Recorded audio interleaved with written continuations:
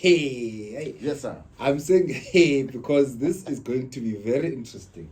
This is going to be a very interesting episode of the AMATYMA series. I'm sitting with Roberto and Ronny. Yes, now, sir. these are the guys that actually produce the AMATYMA series. These are the guys that make sure that everything goes according to plan, and that when the guests arrive, the cameras are set up and the studio is ready and looking as good as it does. Is working today? I need to make sure. Okay, shout out. So we decided to do a different version of AMATYMA series because I just feel like the three of us get to see different men coming through into studio every Monday, and as you know, the nature of the show is that there's no topic, and I just want to get to understanding from your side, like, what does it feel like to be on the other side and you're listening to these men and you're watching what happens? I mean, you guys have got your own signature show on Bogart Radio anyway. So today you are the guests. Feels weird to sit on this side, right? I remember the first time. I remember the first time I came to Bogart Radio. I was a guest and you guys were interviewing me.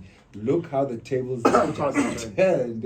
In life, you never know. And I just want to tell our viewers that the two of you have been for the longest time avoiding this, and I don't know why you guys have been avoiding this. I told them when I put you on the spot. Yeah, you are the first guys that are here behind the scenes, and now we get to talk to you. So welcome, Ronny.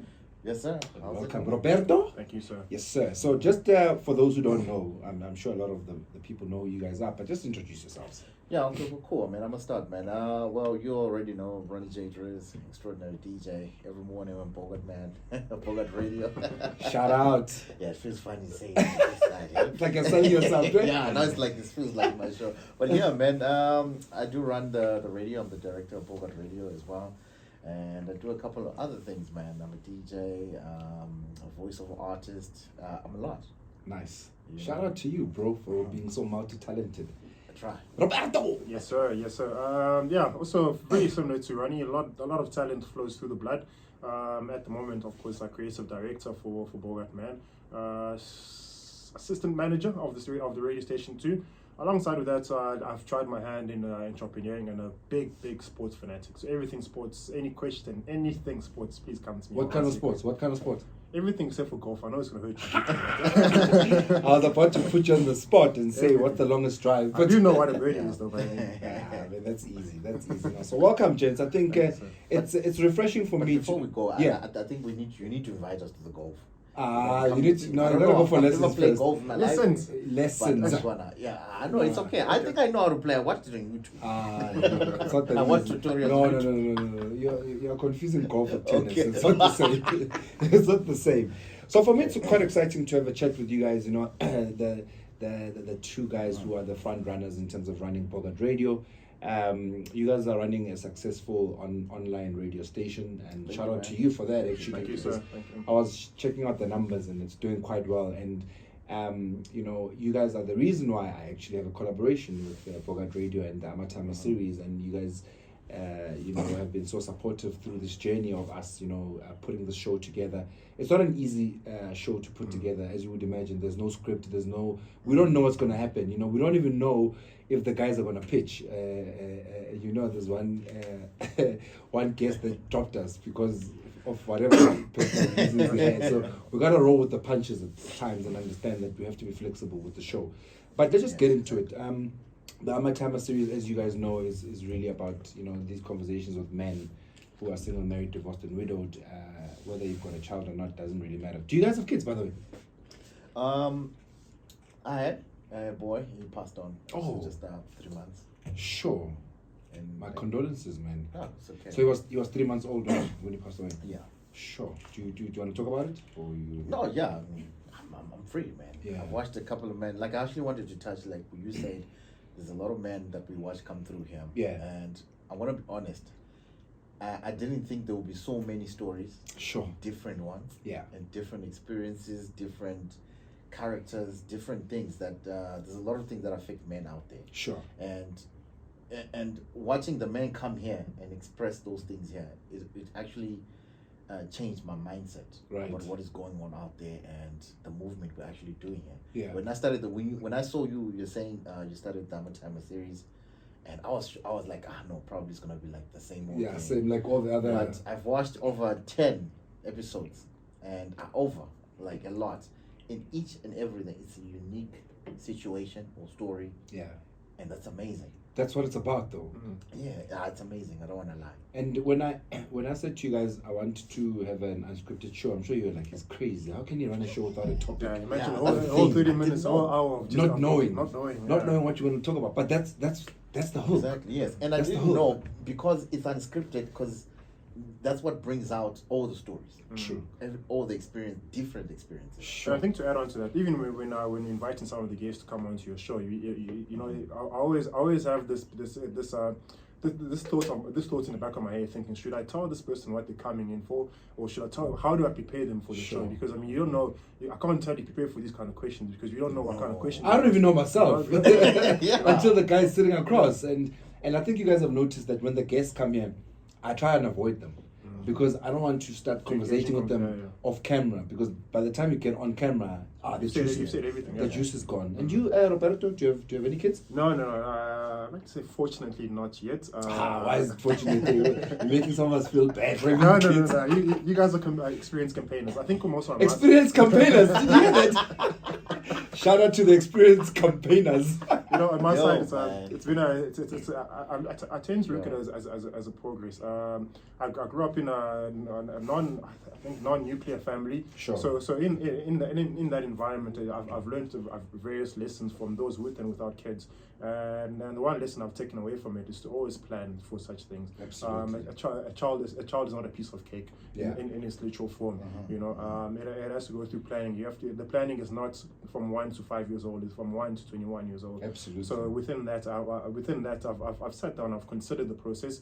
I've considered the person to have it. That's another important. That's another important criteria to consider. So I am still in the consideration process. I haven't concluded as yet. Also in that consideration, there's a lot of maturity that I have to go through myself as well before I decide do I want to bring this person in the life that I'm living right now. Not that I consider myself a child, but I mean I am. But you're responsible for them too. 100%. So I need to make sure I'm responsible for myself, for my significant other, and of course for the third party I bring into the world.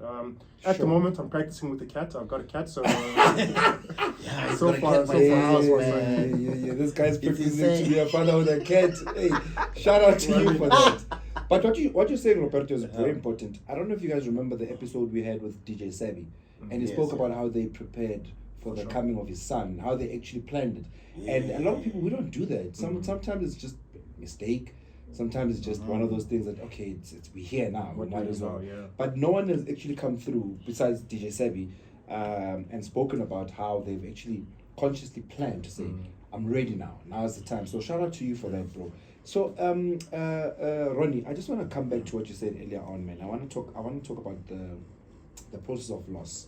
You know, losing a child is something that can't be easy. It doesn't matter whether the child was 3 months, 1 month. It doesn't matter. At the end of the day, you had planned to bring this beautiful gift into the world, and now it gets taken away from you. Like, what do you say to a guy out there that is currently going through what you've gone through in terms of losing a child at the tender age of 3 months? One thing I can tell you, it's very important to speak about it. It's very important to speak about it, because if you don't speak about it, hey man, you carry it. It will damage you inside. Sure.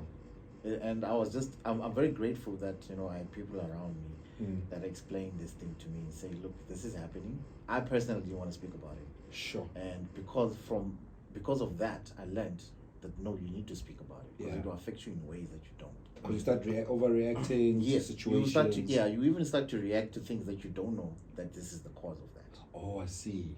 That's where the danger is. Sure.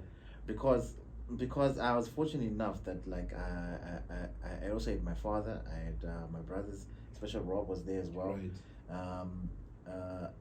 It's something that you need to speak about first. That's the first thing. Sure. And to me, it was kind of like a situation where it was even because I wanted to be the Superman Yeah. to the mother. And be Because everything I to can't- everybody. yes. But yourself. Yeah. But myself. So Sure. also the mother, first 2-3 months, obviously I had to be like, no, I had to be there. I have to Yeah. be there for her. Yeah. You know, because she was going through it. Like, because I saw how she broke down, Sure. and I could see like to myself. So I didn't look at me. Yeah. It I broke looked- you to yes. see her the way she was. Yes. the But way you she were was. breaking inside as When I was well. breaking inside, but I didn't realize it. I was Yeah. just like, no, it's me. I'm totally cool with it. I don't know how I'm gonna handle this. And like I said, I had people around me Sure. who like counseled me and said, no, it's okay. Yeah. These things These happen. things happen, yeah. You know, you can always do A, B, C, D. Because let me explain to you why this was so important. Sure. So in my family, my mother and my father, Yeah. we are about 7, Okay. and I'm the only boy, All right. and I'm the last born. Sure. So my father's side, he's got about 9 children, and still I'm the only boy. Sure. Yo. Yeah. Shout out to being the only boy. Yo. And the last born. Yo. So so now, in my head, everyone obviously was happy. So you can imagine when this boy arrived, how it was. Sure. It was like a blessing. Yes, he's the one who's going to It carry was on. it was a boy. It was a boy. Sure. What happened? What happened, Ronnie? So, no, it was he had probably difficult breathing. After 3 months. Yeah, but it was a thing. I think when he was born, he was still in hospital for like 2 weeks, Okay. 3 weeks. Okay. And then obviously the mother took him home, and then the next thing was it just came back, and so all this was happening. It was because she went to Germany, Sure. and all this was happening in Germany. In Germany. Yes. Sure. So it wasn't like here. So that's where the worst part is. Yeah. So I wasn't with the mother. I wasn't with the son. Sure, So you're not me, I'm even there. prepared. I'm preparing to go there. So you hadn't met I hadn't your met. son yet. No. You just saw pictures and Yes. I had pictures. Yo. Only. Damn, So- that's hectic. So in my head, I'm like, she's the one she's alone there. Yeah. And you know, sometimes she'll A say foreign something. country. The things that she would say, it's insane. Sure. Like, you know, because you can tell that this person, there's nothing you can do about it. Yeah. All you have is words. Imagine. That's Yeah. the worst part. Yeah. That you are not there. And you know, when they tell, and when she was crying, she was doing all these things, and you know, a person like that can say anything. Sure. She's not close Yes. by. Yeah. And she's not mentally stable. Yeah. You know, so it went on like that. Even the burial, she has to bury this person all by All by herself. herself. So you're not even able to go and bury your own son. Yeah, I wasn't there. So it was that made me realize and experience to say, look, it's okay to talk about it, because it's got a feeling to it when Yeah. when you talk to someone about Sure. it. Sure. And it does things that you don't even know Yeah. that it's doing. Yeah. It heals without even Yes. you realizing that. So yeah. 2-3 months down the line, I gotta tell you, man, the behavior, my behavior. Sure. Once she was okay, then my behavior was not normal. Sure. You know, it wasn't normal. I didn't tell anyone about it, but the Yeah. first time I was actually talking about it, because it wasn't normal. And then only after some time, when I realized, like, no, something is wrong. Yeah. Because me, I can pick myself up, Yeah. work ethic, whatever. If that's being distracted, and then I can tell, no, something's wrong. Something's not right. Sure. Something is not right here. And obviously, alcohol, everything increased, and I'm like, Yeah, because now you're seeking solace elsewhere. but I didn't know. Me, I just thought, I know. I'm Just feeling a normal Just the MJITA. general behavior, just Yeah, normal. exactly. It's normal, and Sure. you know, but everything increased from there. Alcohol intake, just, you know, Sure. partying, but I didn't know. Yeah, Personally, because I it's, didn't you're know. you're dealing with it Yes. in your own way. So when Roberto, how was it like for you to, first of all, when did he tell you? Because you guys, I can see there's a brotherhood that's quite strong between the two of you guys. What was it like for you when he did eventually tell you? It was heartbreaking.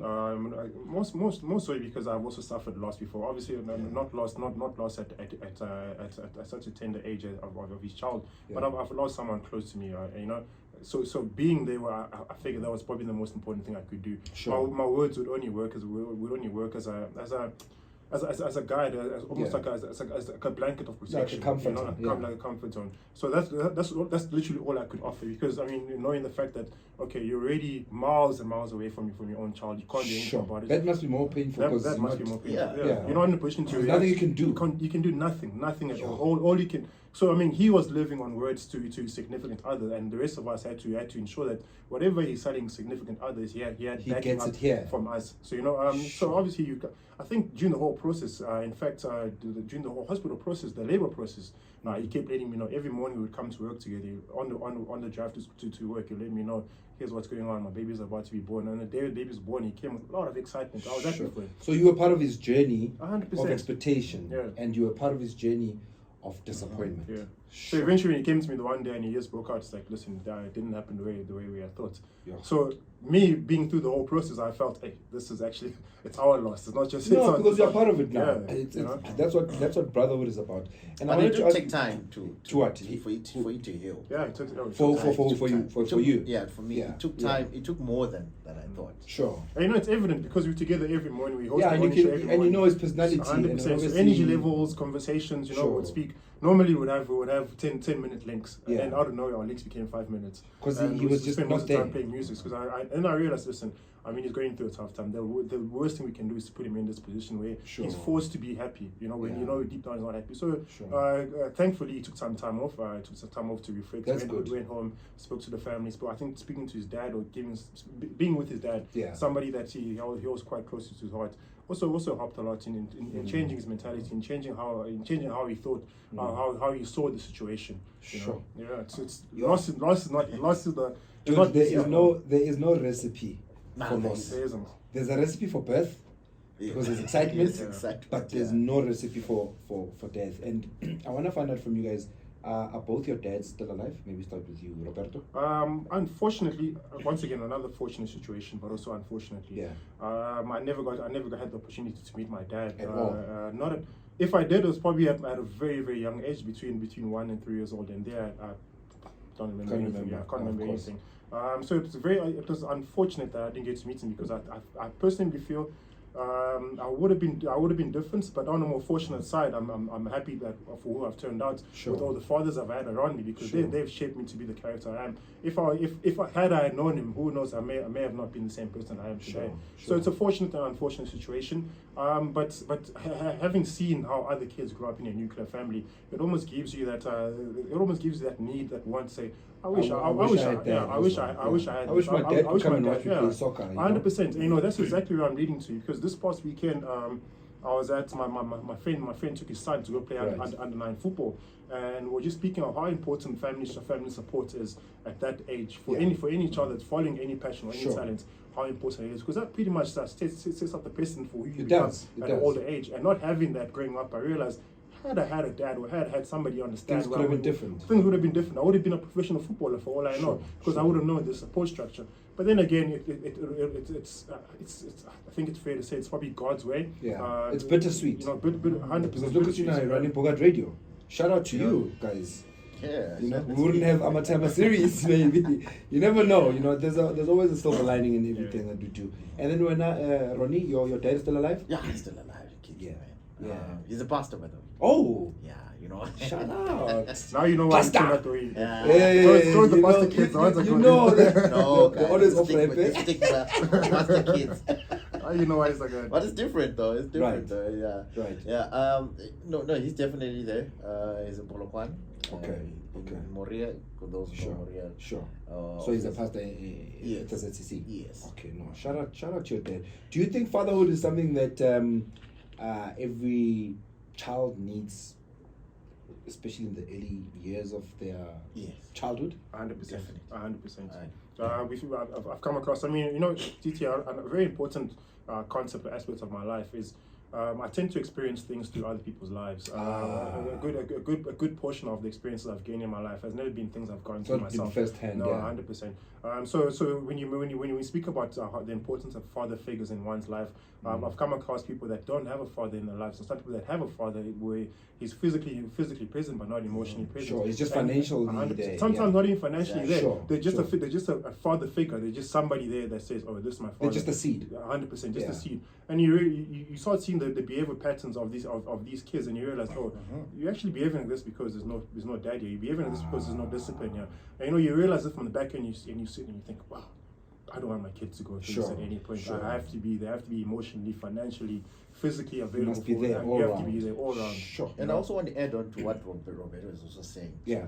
To watch from other people's experiences. You know, I don't want to mention his name, but one of my Yeah. friends is actually quite he's quite old. Yeah. But also he's gay. Okay. But when he explained his story to me, because he was like, no man, if my dad was there, because his dad was a financial dad, like you said. Yeah. One He who was just sends there. money, Just but spends he's- money yeah, on but- new but clothes, it's but it's not there. It's not there. Yeah. You know, because he was like, I became gay because of that. So he became gay because his father was absent. Was absent. That's hectic. But you would send him all these things and everything else.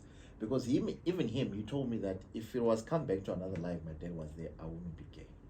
Sure. That's hectic. You know, so it just showed me like, but these are the effects of the father not being there. Sure. Because he was like, my father would have taught me everything about man and manhood and and all those Yeah. things. And I'm listening to him, I'm like, wow, Sure. these are the effects of what a present father has. Sure. I'd like to interview your friend sometime because, in as much I as think he's, it'll be good. yeah, I think it'll be good. I want to Also, chat with also remember the shows about us learning from each other. I mean, the fact that he says that he's gay because his father was absent is something that I would like to ask him, because then what do you say about those that are gay and they still had father figures? Yeah. You know, and the fathers were present. So I don't want to judge as well. This show is not about us No, it's judging not about judging. people's No. opinions and their stances. But I'd like to engage with them to say, are you saying you blaming your father because you're gay? You know, because then there's another person who's Because gay he was who will pretty say, blunt about it. Like, I think Sure. if it was like this, it'd be different. So with those experiences like Roberto is mentioning, it's crazy, man. Yeah, sure. Yeah, no, I think just to add on to that, we also live in a world where a lot is being said. Yeah. A lot of fathers, once again, based on other people's experience, say certain things that they don't realize the impact that it has. And the on hurt. the hurt it has on Yeah. their kids. Yeah. I mean, you might refer to a child as a street mate, for Yeah, instance. yeah. And they'll look at you and think, but I'm actually not a street mate. But the more you keep repeating it, the more more they the believe more you it. start believing it. Of Start course. thinking, actually, wait, if you're going to consider me as a street mate, Maybe I should I might be. as well become a street Yeah, mate. 'cause you already think I am Yeah, anyway. clearly, because Yeah. then we'll see what you can do about it. Sure. And then when that point comes, then it gets into a more toxic, abusive relationship. Whereas Yeah. you said this person has become that. Now you want to verify and affirm that this person is this, and then you continue poking thorns at each other Sure. throughout the whole Sure. the whole process. Which I think, which is why now the situation might be different. Yeah. For somebody who has a father that's present financially, may have driven him to become gay. Sure. But Or for get into drugs. Or get into Yeah, drugs, yeah, or into yeah, alcohol. yeah. But for somebody whose father is there, but saying certain words, could have also had the same Absolutely. same Absolutely. impact. So like we keep saying now, I think that the importance of father figure, like you touched on, it's important to be an all-around father, Yeah. not just to be a father in facets that Sure. treat you as a father. I like that. What the world considers as a father I figure. like that. I like that. When you say not what suits you, a lot of fathers think I've just ticked the box. I've sent them money. Yeah. I bought them clothes for Christmas. No. I've done my bit, and they don't understand that. At that early age of childhood, kids just want your time. Yeah. They want to know that my dad is going to come and watch me when I've got my swimming competition, when I've got athletics, when I've got my public speaking. And these are things that we obviously take for granted because we're thinking, I'll just throw money into the problem and hope that it goes away. Exactly. It's one of the things that I'm very fortunate enough that I get to film this show. Yes. Because I've realized that just being present. In fact, what the term present father means. Yeah. From the experiences that I've seen the men talk here, Yeah. I've discovered what a present father is. Yeah. I've seen men on other shows that say they were just fighting to see their child. You heard the story about Dumi Shomasha. Were you here, Roberto? No, Dumi Shomasha. When he was fighting for custody of his child for 8 I years. heard after the show, Or you were busy that day. I mean, Ronnie, you remember that, how I remember painful it that. was. Yeah, how painful. I felt his pain. Yeah, I also And- felt it. 8 years and he spent half $500,000 rands Jeez. just to get access to his daughter because he went through a divorce. Almost every weekend. Every And- weekend he had to. He even did a test that had to go overseas Yeah, for like for months. drugs. But DNA, And he had to pay for that. And it's amazing. Yeah. Because he said no. As long as my daughter sees and say, That what, I've done my bit. that I was there and Yeah. I fought and I had the money. Money is nothing. He didn't have. He didn't have. But he went, the little that he had, he fought for that. Sure. You And know, it was worth it, and- he even yeah, says, man. you know. And I remember Benjamin Dewey was also here. Yeah. He also explained why you need to be present. Yeah. That's another experience that he gave as well. Sure. You know, and I'm just shocked. Yeah, it's crazy. You've seen Tato Chai as well. He was here and he spoke about how angry he was with his dad for committing suicide. So there's a lot to unpack. But from your side, gents, I mean, you guys sit here and you watch from the back of the cameras and you see what happens. What has been some of the moments that have touched you in watching what happens when I'm having conversations with these dads and fathers and men? I think more than anything, it's what's said in the absence. You know, you'll find if there's a nuclear family that's currently going through turbulence and whatnot.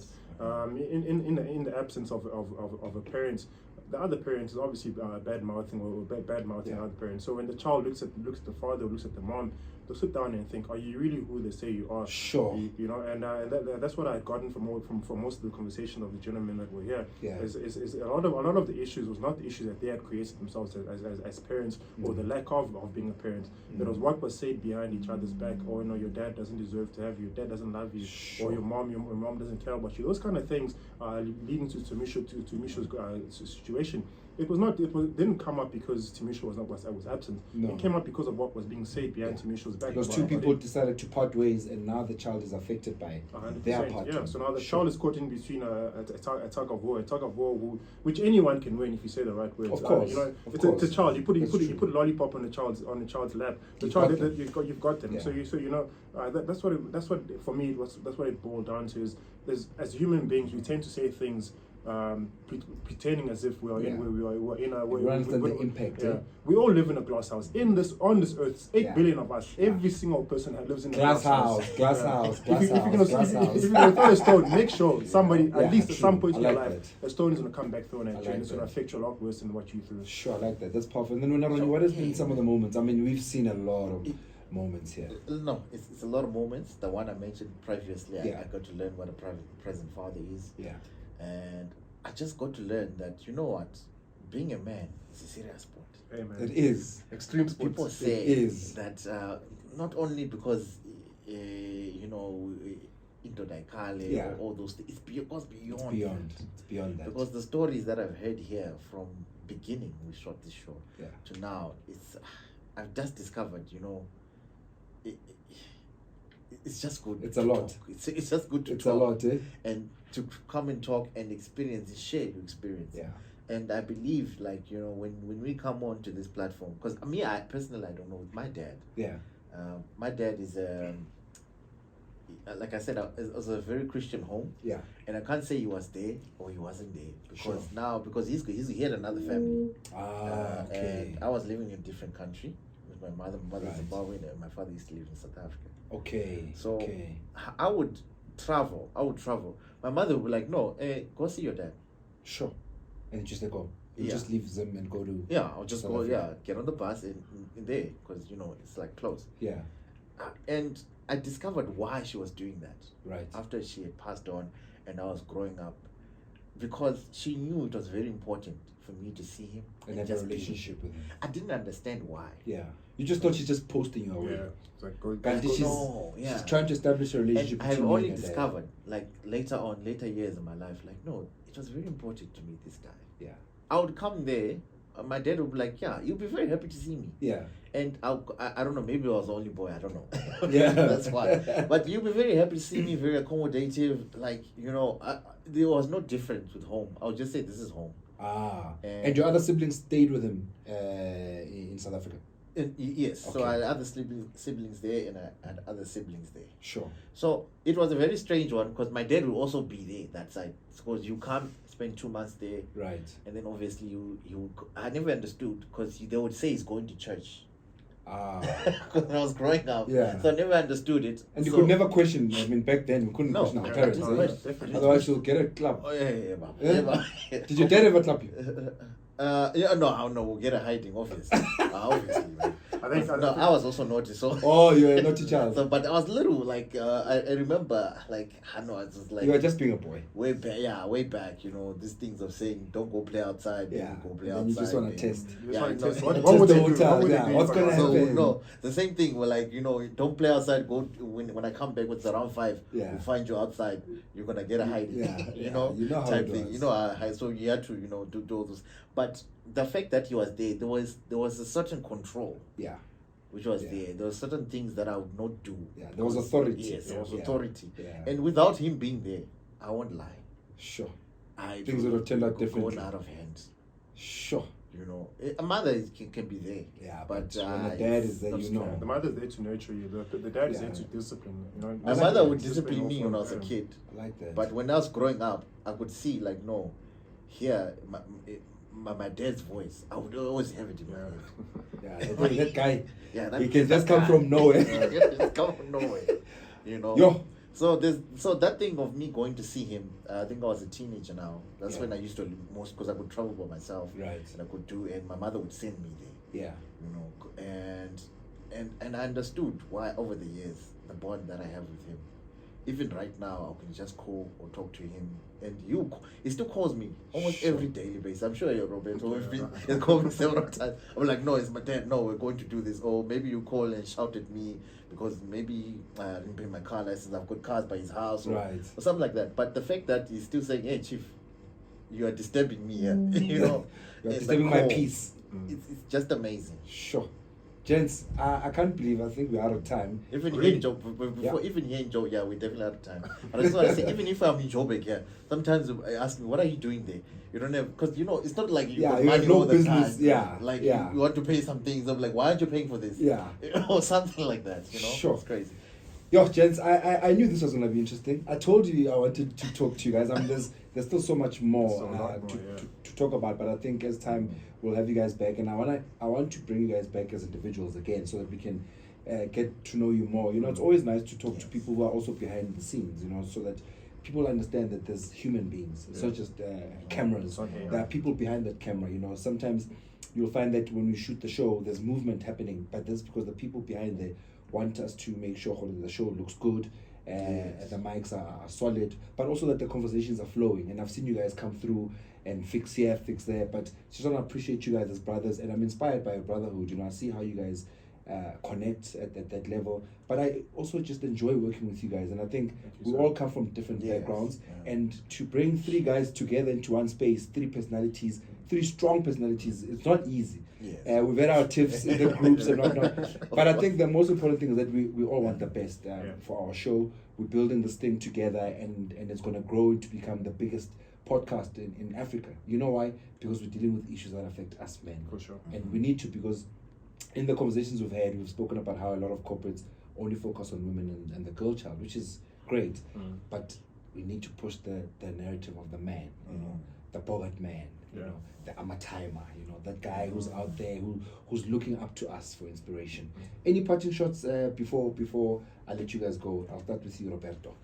Just to not continue this notion that men are just a figment of physicality or strength. We're way more than that. We do have emotional facets to us. We do have intellectual facets to us. We are more than just an aspect. We're more than just a tree. So I think in consideration of that, I would like to encourage men to be a lot more vocal, to be a lot more emotional about how they address issues in life, how they address issues about themselves.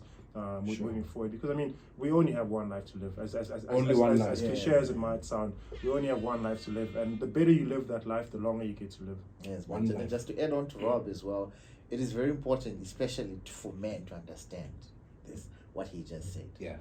That it goes beyond. We do have feelings, ladies and gentlemen. Especially the gents. They need to understand, because they are the cause. I think personally they are the cause, because they don't understand who they are. Feelings. Yes. Sure. And I feel like because once they understand, because they'll go through things and a lot of things. So I just want to say, please do understand that you're also a human being. Sure, that's a big one. Understand that you're also a human being. And gents, with that, I'd like to thank you for your time. And Sival, it took us a while to get here, but we're here. Jets, you were depriving me of this. You were depriving me of this. That was quick. That was Okay, so quick. but